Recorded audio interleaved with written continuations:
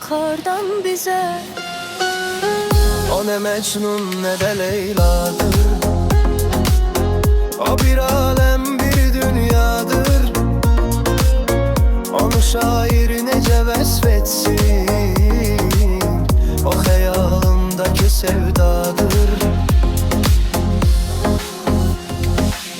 Mest edipdir bizi peymaneler, gece meyhaneler, gece meyhaneler.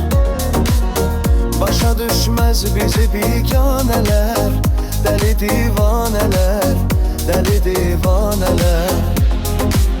Mest edipdir bizi peymaneler, gece meyhaneler, gece meyhaneler. Başa düşmez bizi biganeler, deli divaneler, deli divaneler.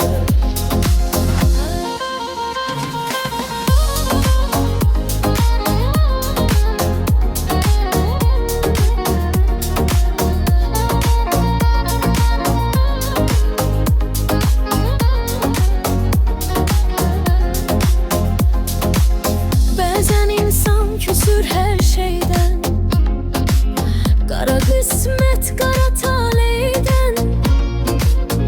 Üzümüz gülmedi onsuz da, sağı aşıklara süzmeyden.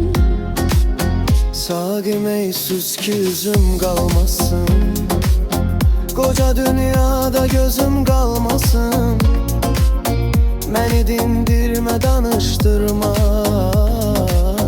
yine içtim ki sözüm kalmasın.